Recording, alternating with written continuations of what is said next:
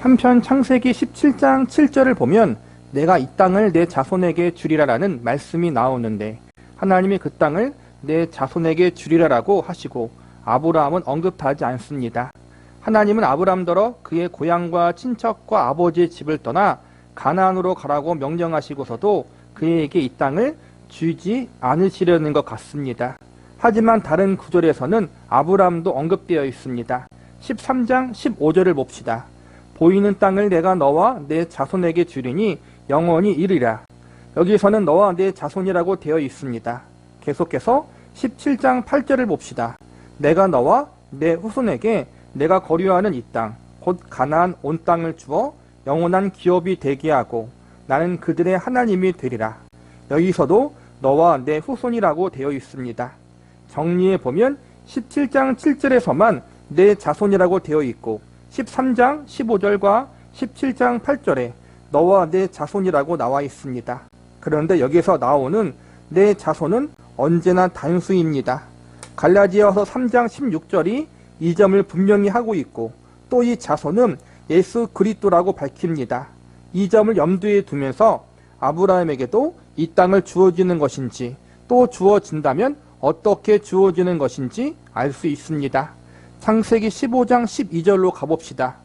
해 질 때 아브라함에게 깊은 잠이 임하고 큰 흑암과 두려움이 그에게 임하였더니 여호와께서 아브라함에게 이르시되 너는 반드시 알라 내 자손이 이방에서 객이 되어 그들을 섬기겠고 그들은 400년 동안 내 자손을 괴롭히리니 그들이 섬기는 나라를 내가 징벌할지며 그 후에 내 자손이 큰 재물을 이끌고 나오리라.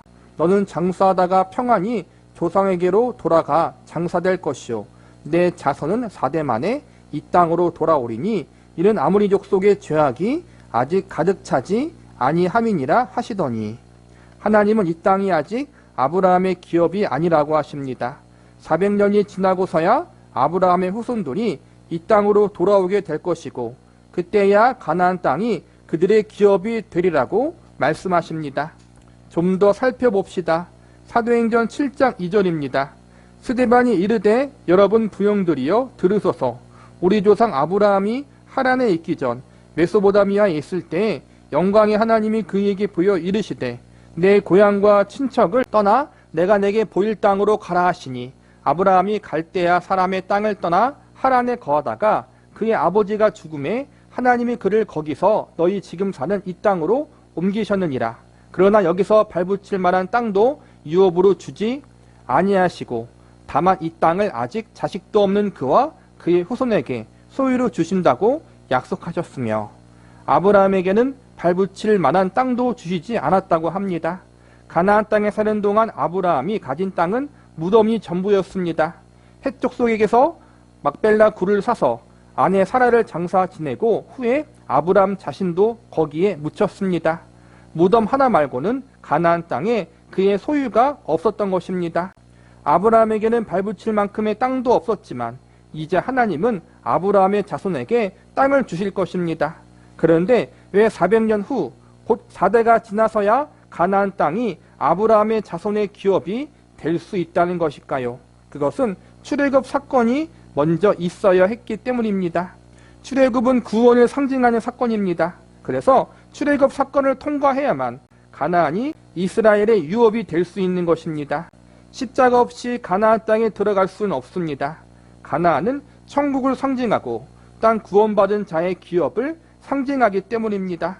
하나님이 아브라함을 가나안으로 부르셨지만 아브라함도 예수 그리스도의 십자가를 통과하지 않고서는 가나안 땅을 기업으로 받을 수 없습니다. 이처럼 아브라함의 생애를 훑어보면 구원이 얼마나 일관성 있는 메시지로 소개되어 있는지 확인할 수 있습니다. 이미 아브라함과 그의 후손에게 가나안 땅은 약속의 땅이고 하나님이 예비하신 기업을 상징하는 거잖아요. 가나안 땅을 주시겠다고 약속하셨는데 실제 역사로 보면은 아브라함은 가나안 땅을 유업으로 받지 못했어요. 왜냐하면은 가나안 땅에서 죽었지만 아브라함의 소유로 된 땅, 자기 무덤, 자기와 자기 아내 사라만 묻을 수 있는 그 무덤 하나만, 그 작은 땅, 그 동굴만 자기 소유로 받았지 다른 땅을 받지 못했어요.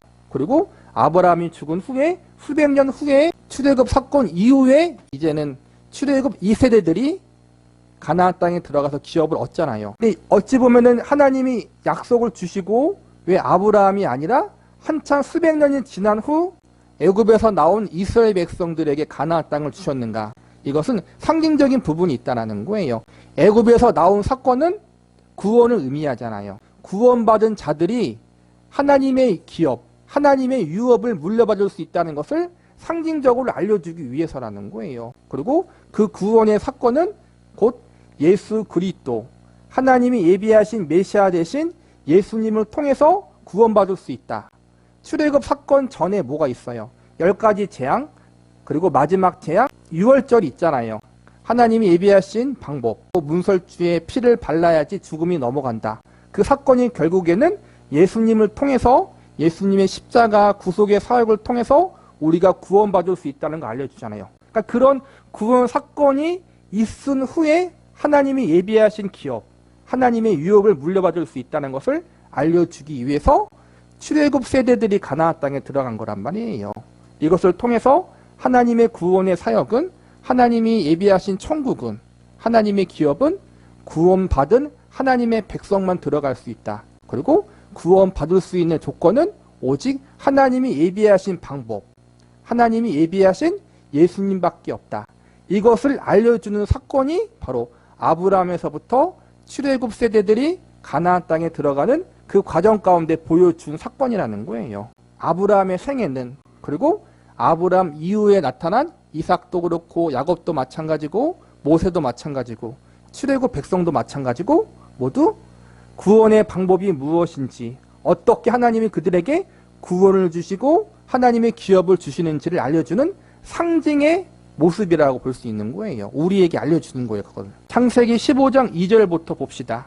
아브라함이 이르되 주 여호와여 무엇을 내게 주시려 하나이까? 나는 자식이 없사오니 나의 상속자는 이 다메섹 사람 엘리에셀이니이다. 아브라함이 또 이르되 주께서 내게 실을 주지 아니하셨으니 내 집에서 길린 자가 내 상속자가 될 것이니이다. 여호와의 말씀이 그에게 임하여 이르시되 그 사람이 내 상속자가 아니라 내 몸에서 날 자가 내 상속자가 되리라 하시고 그를 이끌고 밖으로 나가 이르시되 하늘을 우러러 무뼈를 셀 수 있나 보라. 또 그에게 이르시되 내 자손이 이와 같으리라. 아브라함이 여호와를 믿음이 여호와께서 이를 그의 의로 여기시고. 가장 중요한 구원의 사건이 여기 담겨 있습니다. 왜 하필 이 시점에 하나님이 아브라함을 의롭다 여기셨을까요? 여기에 비로소 곧 상속자가 거론되기 때문입니다. 갈라디아서 3장 16절에서 보듯 이 시는 예수 그리스도를 가리킵니다. 이를 통해 아브라함이 어떻게 구원을 얻을 수 있었는지 밝혀집니다.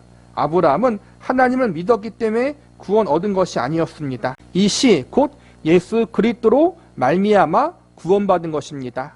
하나님은 아브라함을 부르셨습니다. 하나님이 아브라함을 부르신 것은 그를 향한 당신의 목적이 있었기 때문입니다. 이것이 기독교가 말하는 하나님의 예정입니다. 하나님은 일단 어떤 일을 시작하시고 나서 이후 문제가 생기면 그때그때 수정하고 때우는 식으로 일하지 않습니다. 예정은 하나님이 목적과 계획을 갖고 일하신다고 말하는 교리입니다. 그렇다고 이 교리는 우리가 어떤 고정된 프로그램에 갇혀 조종되고 있다는 이야기는 아닙니다. 하나님에게는 아브라함을 부르신 목적이 있었습니다. 그 목적은 가나안 땅을 그에게 기업으로 주시는 것인데 이는 신약식으로 표현하면 구원입니다. 하나님은 당신을 모르고 살던 아브라함에게 간섭하셔서 갈대아 우르를 떠나게 하여 가나안 땅 곧 구원을 주려고 하셨습니다. 우리에게 익숙한 방식으로 표현하자면 신자가 되게, 의인이 되게, 하나님의 자녀가 되게 하려고 부르신 것입니다. 하나님에게는 그렇게 할 수 있는 능력과 해결책이 있기 때문에 이 일을 시작하신 것입니다. 즉 예수 그리스도가 있기 때문입니다. 하나님은 예수 그리스도로 말미암아 죄인을 의롭게 하실 것이기에 우리를 부르신 것입니다. 이 사실이 구약에서 이미 드러난 것입니다. 너는 죄인이다. 너는 스스로 죄를 씻을 수 없고 내 앞에 의인으로 설 수도 없다. 그러나 내가 너를 불러 내 자녀로 삼겠다라고 하신 것입니다. 하나님은 아브라함을 어떻게 부르실 수 있었을까요? 그를 구원할 방법이 있었기 때문입니다. 그 방법은 바로 예수 그리스도입니다. 창세기 15장 6절은 이렇게 말합니다. 아브라함이 여호와를 믿음이 여호와께서 이를 그의 의로 여기시고, 이 구절은 아브라함이 하나님을 믿어드렸더니 하나님이 아브라함에게 너 참 용하다 하고 칭찬해 주셨다는 이야기가 아닙니다. 하나님의 죄인들을 불러 목적하신 일을 시작할 수 있는 것은 이유가 있습니다. 부르신 그들을 하나님의 자녀가 되게 하는 십자가라는 확실한 방법이 준비되어 있기 때문입니다.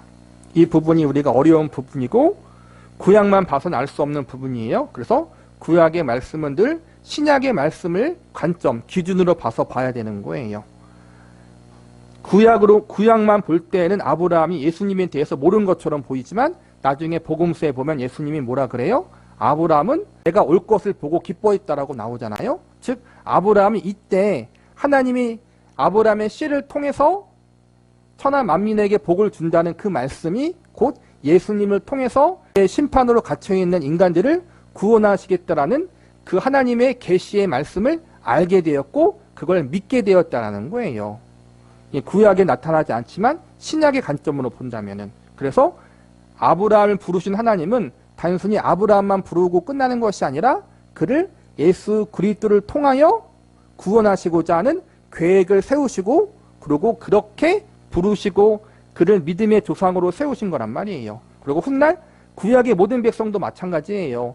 결국에는 하나님이 예비하신 예수님을 통해서 우리는 이미 오신 예수님을 믿음으로 구원받지만 구약의 백성들은 앞으로 오실 예수님을 믿음으로 구원받는 거거든요. 그것이 구약의 하나님의 약속의 말씀을 통해서 계시되었고 아브라함은 그걸 믿었다라는 거예요. 그러한 사실들을 하나님이 알려주기 위해서 아브라함에게 곧바로 가나안 땅을 주신 것이 아니라 나중에 수백 년이 흐른 모세 시대 때 애굽의 노예 생활했던 그들에게 출애굽에서 구원시키심을 통해서 이제는 하나님이 예비하신 방법, 하나님의 은혜로 하나님의 구원의 방법으로 말미암아 그들이 죄로부터 노예 생활로부터 구원받았다. 그걸 알려주기 위해서 하나님께서 출애굽 시대 그 이후에 가나안 땅을 주신 거란 말이에요.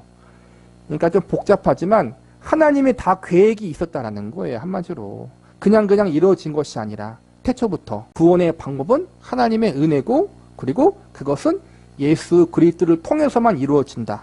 이것을 구약에서부터 이미 알려주고 있었다는 거예요. 목적하신 구원을 마침내 이루고야만은 하나님의 열심이 아브라함의 생애에 펼쳐져 있습니다. 이런 열심이 창세기 15장의 칭의 사건과 17장의 할례 사건, 그리고 22장의 이삭을 바치는 사건에 드러나 있습니다. 이삭을 바치라는 명령에 담긴 이 의미를 아브라함이 깨달았습니다. 그는 이 사건이 예수 그리스도의 십자가에 근거한다는 점을 지금 우리만큼 구체적이고 명백하게 알지는 못했지만 이제 깨달은 것입니다. 하나님의 자녀가 되는 방법은 육신의 자손을 이어가는 방법과 같지 않습니다. 신령한 방법, 곧 신약식으로 말하면 물과 성령으로 거듭나야만 하나님의 자녀가 될 수 있습니다. 물과 성령은 결국에는 복음의 말씀, 예수 그리스도만이 우리를 구원할 수 있다는 사실을 말해주는 게 물이라고 보면 돼요. 물이 깨끗이 씻기는 거잖아요. 우리의 죄를 깨끗이 씻기는 것은 오직 예수님의 대속의 은혜밖에 없다. 그게 복음의 말씀이잖아요. 그래서 물과 성령은 복음의 말씀, 예수님의 대속의 은혜를 말하는 거예요. 그리고 그 복음의 말씀, 예수님의 대속의 은혜가 우리의 모든 죄를 씻긴다는 것을 우리가 어떻게 믿어요? 성령의 역사로 믿잖아요. 지금 물과 성령으로 거듭나야 한다는 것이 그걸 의미하는 거거든요. 구원은 하나님만이 이루실 수 있는 것입니다. 아브라함이 깨달은 것은 100세에 낳았던 가장 아끼는 아들이건 간에 인간은 누구든지 하나님 앞에 죽어 마땅하다라는 사실입니다. 그러나 이것으로 끝이 아니라는 것도 그는 알고 있습니다. 그리하여 아브라함은 군말 없이 이삭을 데리고 모리아 산을 향하여 갔던 것입니다. 아브라함은 내가 이 땅에 초대받은 것은, 그리고 이 땅이 우리의 영원한 기업이 될 수 있는 것은 예수 그리스도로 말미암은 것이다라는 사실을 깨닫습니다. 예수 그리스도와 십자가에 대해서 지금 우리만큼은 잘 알지 못했지만 아브라함은 대속의 원리를 알고 있었던 것입니다. 예수님이 너희 조상 아브라함은 나의 때에 볼 것을 즐거워하다가 보고 기뻐하였느니라라고 말씀하신 것을 보면 아브라함이 이미 이 자리에까지 인도받았음을 알 수 있습니다. 이삭을 바친 사건을 통해 아브라함은 결국엔 이삭도 죽어 마땅한 죄인이고 아브라함도 죽어 마땅한 죄인이기 때문에 하나님의 은혜, 하나님이 예비하신 중보자, 메시아가 있어야만 자신들이 그 죄로부터 사망으로부터 구원받을 수 있다는 사실을 믿었다라는 거예요. 이삭을 바칠 수 있었던 이유가 바로 그거예요. 어차피 우리는 죄로 말미암아 죽어야 되는 거예요. 이삭도 마찬가지예요. 하지만 하나님이 언젠가 하나님의 때에 메시아를 통하여 우리를 죄와 사망에서 구원하실 것이다. 이 사실을 믿는 믿음으로 이삭을 하나님 앞에 바친 거란 말이에요. 전쟁이 기다리고 있는 신자의 삶, 하나님이 아브라함에게 약속하신 가나안이 지닌 의미가 무엇일까요? 가나안이 상징하는 것은 여러 가지입니다. 가나안은 천국을 상징하기도 하지만 예수 믿는 자가 그리스도 안에서 사는 삶을 상징하기도 합니다. 이 점을 이해하는 것은 이삭을 바친 사건을 이해하는 중요한 열쇠가 됩니다. 여호수아 5장 13절입니다. 여호수아가 여리고에 가까이 이르렀을 때 눈을 들어본즉 한 사람이 칼을 빼어 손에 들고 마주 서 있는지라. 여호수아가 나아가서 그에게 묻되 너는 우리를 위하느냐 우리의 적들을 위하느냐 하니 그가 이르되 아니라 나는 여호와의 군대 대장으로 지금 왔느니라 하는지라. 여호수아가 얼굴을 땅에 엎드려 절하고 그에게 이르되 내 주여 종에게 무슨 말씀을 하려 하시나이까? 여호와의 군대 대장이 여호수아에게 이르되 내 발에서 신을 벗으라 내가 선 곳은 거룩한 곳이니라 하니 여호수아가 그대로 행하니라. 너가 선 곳은 거룩하니라.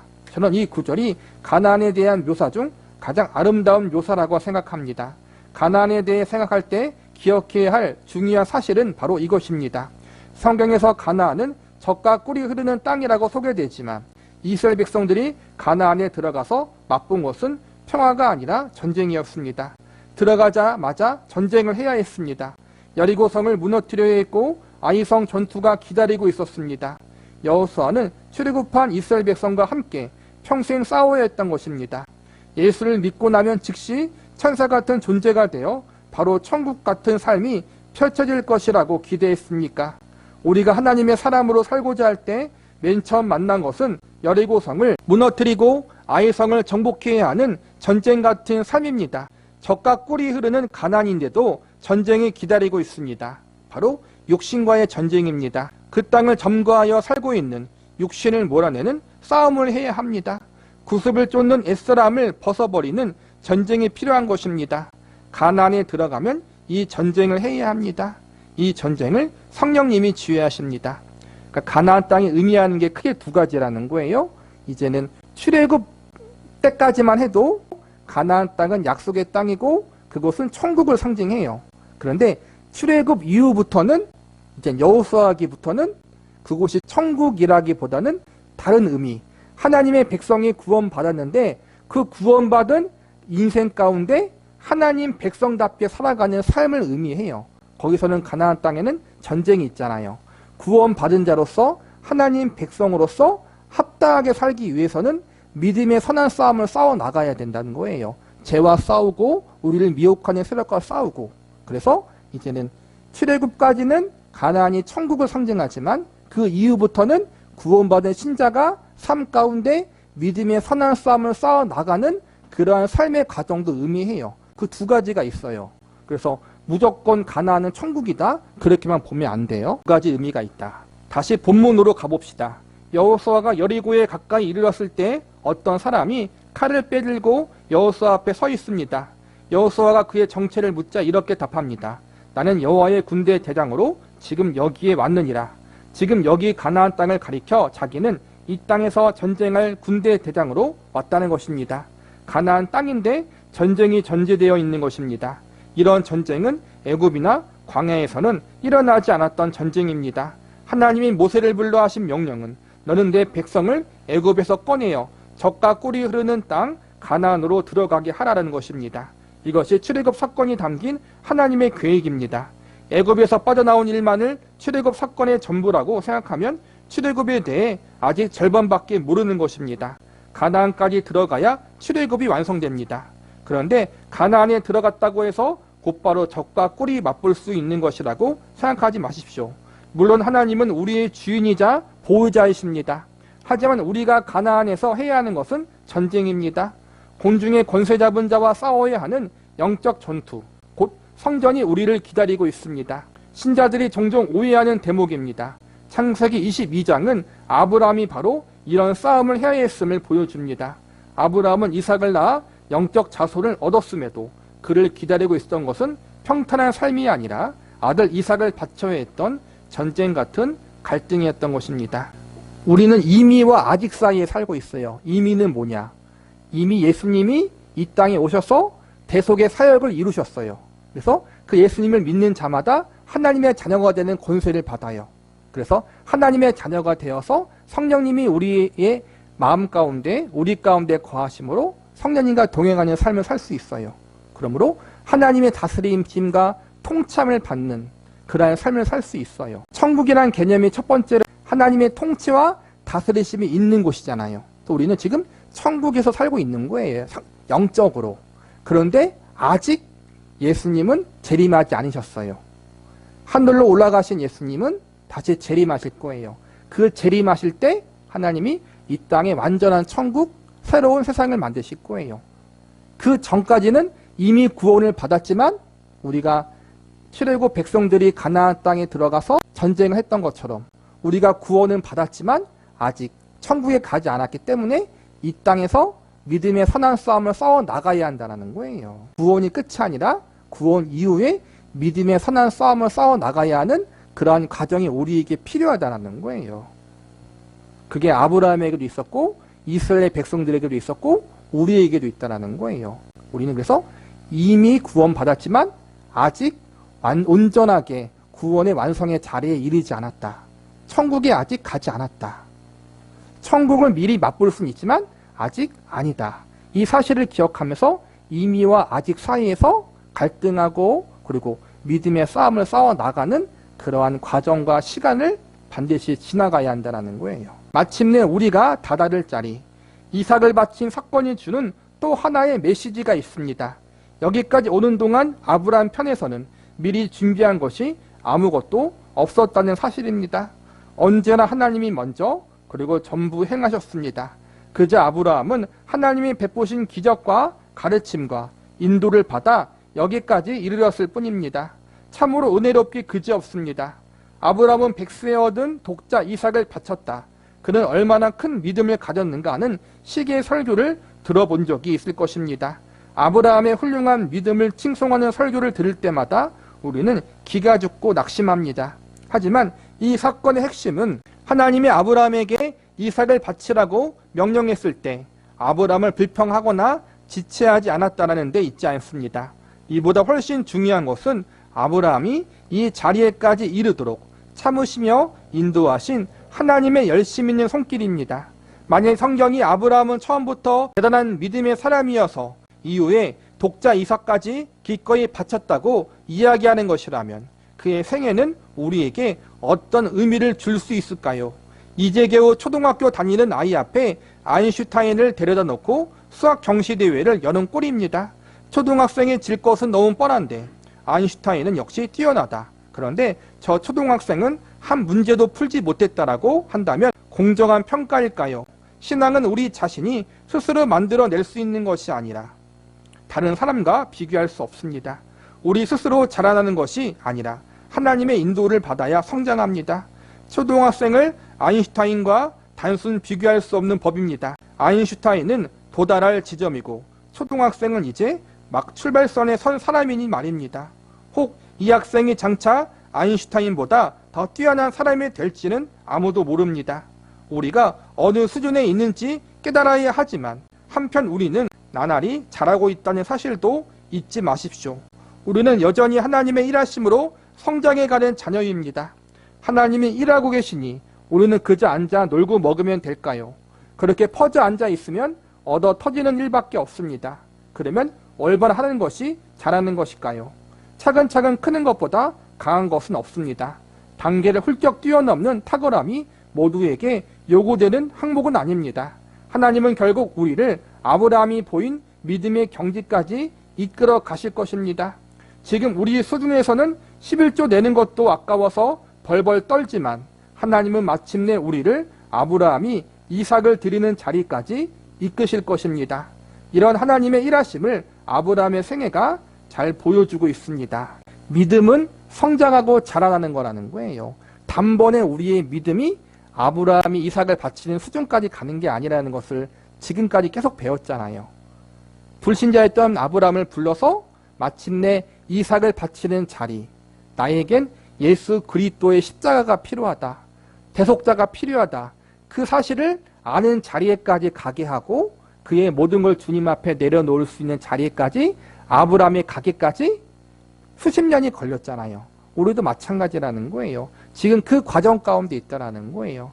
어떤 사람은 조금 더 앞서가고 어떤 사람은 조금 더 뒤로 갈 수는 있어요. 하지만 중요한 것은 계속 자라나고 있다는 거예요. 성장하고 있다는 거예요. 그 사실에 소망을 품으라는 거예요. 아브라함이 이삭을 바치는 자리에까지 하나님이 인도하신 것처럼 우리도 지금 그러한 자리에까지 이끄심을 받고 있다는 거예요. 너무 크게 조바심을 내지 말자라는 거예요. 신앙생활을 두려움 속에서 하지 마십시오. 하나님은 우리를 항복시켜 결국 우리가 하나님에게 기꺼이 마음을 드리는 자리에 이르도록 이끄실 것입니다. 성경이 이 사실을 가르치면서도 우리에게 절실한 이 질문, 곧 하나님이 우리를 어떻게 항복시키느냐는 물음에는 구체적인 해답을 주지 않습니다. 하지만 이 사실 하나만큼은 분명히 말합니다. 우리와 별반 다를 바 없었던 그 아브라함이 이삭을 바친 아브라함이 되었다는 사실입니다. 우리와 조금도 다르지 않던 아브라함이 아들을 바치라고 하신 하나님의 명령이 기꺼이 내놓을 수 있는 자리에 이르렀다는 사실을 보며 우리는 하나님은 그토록 대단하신 분이구나 하고 깨닫게 됩니다. 하나님의 열심히 이루어낸 일입니다. 아브라함의 생애에서 배워야 할 점은 바로 이것입니다. 하나님은 우리에게 강요만 하시는 분이 아닙니다. 우리를 만족시키는 분입니다. 우리가 하나님으로 충분히 만족하여 하나님에게 더 드릴 것이 없어 안타까운 마음이 들 경지에까지 우리를 끌고 가실 수 있는 분입니다. 하나님은 우리에게 헌신을 강요하여 원망을 야기하면서 일하시지 않습니다. 오히려 우리 마음을 기쁨과 감사로 넘치게 하실 것입니다. 물론 하나님이 처음에는 훈련적인 차원에서 좀 강건하심 가운데 우리에게 헌신과 봉사를 요구할 때가 있긴 있어요. 그래서 가끔 원망할 때도 있어요. 그리고 지난 욥과 같이 정말 큰 고난을 당할 때, 이유를 알 수 없는 고난을 당할 때 원망할 수도 있어요. 하지만 결국엔 이 모든 것들을 합력하여 한참 시간이 지나서 뒤를 돌아보건대 이것이 하나님의 은혜였고 섭리였구나라고 우리가 하나님을 찬양하는 자리에까지 반드시 이끌 거라는 거예요. 그 사실을 우리는 믿을 수 있어야 해요. 그래서 마침내 우리 인생의 마지막 하나님의 때에 우리는 우리가 경험한 모든 것들, 실패일 수도 있고 넘어짐일 수도 있고 아픔일 수도 있지만 그 모든 것들을 통해서 하나님을 더 알아가고 하나님을 더 사랑하고 하나님을 닮아가게 될 것이고 그것을 통해서 하나님께 감사하고 감격하고 기뻐하고 즐거워하게 될 거라는 거예요. 강압적으로 다 바쳐라, 그게 아니에요. 우리의 마음과 우리의 몸과 우리의 전부, 삶, 그걸 하나님께 바치는 거잖아요. 그 자리에까지 하나님이 궁극적으로 인도하실 거지만 그게 강압적인 것이 아니라는 거예요. 그만큼 하나님은 우리를 인격적으로 대하신다는 거예요. 그게 기독교고 그게 믿는 성도고 그게 하나님의 백성 가운데 하나님이 일하시는 방법이에요. 하나님은 우리에게 뭘 좀 달라고 구걸하거나 요구하시는 분이 아닙니다. 하나님은 우리에게 인격적으로 설득하시는 거지 강압적으로 하시는 분이 아니라는 거. 이걸 반드시 기억해야 돼요. 우리 삶 가운데. 그렇게 오해하지 마십시오. 하나님의 높으심과 기쁘심과 영광스러우심에 대해 그리고 하나님의 사랑과 하나님의 하나님 되심에 대해서 마음대로 판단하지 마십시오. 하나님이 우리에게 믿음의 여정을 시작하게 하셨습니다. 지금 막 갈대아 우르를 떠나셨습니까? 아니면 잠시 하란에서 머뭇거리고 있습니까? 걱정하지 마십시오. 좀 더 나아가게 될 것입니다. 그리고 마침내 22장까지 이르게 될 것입니다. 아브라함 이삭을 바치는 자리까지 우리를 인도하신다는 거예요. 시간이 걸릴지라도. 이것은 너무 확실합니다. 그렇다고 승승장구하는 일만 기다리고 있지는 않을 것입니다. 때로는 꾸지람을 들을 때도 있을 것입니다. 아브라함의 생애가 이를 잘 말해줍니다. 우리는 혈통이나 육정에서나 사람의 뜻으로 나지 아니하고 하나님으로 말미암은 자들입니다. 하나님의 능력과 신비로 말미암아 영으로 거듭난 자인 것입니다. 우리 선조도 우리 후손도 모두 영으로 난 자들입니다. 우리에게는 동일한 아버지가 계시니 그분은 곧 하나님이십니다. 모두가 그를 아버지라 부릅니다. 아브라함처럼 우리가 이 자리에 있는 것은 하나님의 인도하심 때문입니다. 이 큰 복과 감격의 서막 앞에 우리가 서 있습니다. 하나님의 열심과 성의로 이르게 된 이 영광스러운 자리를 기억하여 복된 신재의 삶을 놓치지 맙시다. 우리가 하나님을 믿는 건 알 수 없는 신을 믿는 게 아니라, 뭘 주는 신을 믿는 게 아니라 인격자 하나님을 믿는 거란 말이에요. 우리를 그 아들 독생자 외아들 예수 그리스도의 생명을 주시기까지 우리를 사랑하신 그 하나님을 믿는 거란 말이에요. 창조주 하나님, 전능자 하나님, 나를 가장 사랑하는 하나님, 그리고 나에게 기꺼이 아버지라 부름 받으시려는 그 하나님, 그 하나님 앞에 우리도 인격적으로 믿음으로 반응하자라는 거예요. 기쁨으로, 감사함으로 그 자리로 우리가 부름받았다라는 거예요. 그게 영광이라는 거예요. 어떤 신비적인 체험, 기적을 경험하는 게 영광이 아니라 하나님의 자녀로 부름받았다는 것 자체, 그리고 그 하나님을 더 알아가고 사랑하고 닮아가는 자리로 부름받은 것 자체가 바로 영광의 자리라는 거예요. 그 자리로 부름받은 저와 여러분이 정말 그 부르심에 합당하게 더 아름답게 자라고 성숙할 수 있기를 간절히 기도합니다.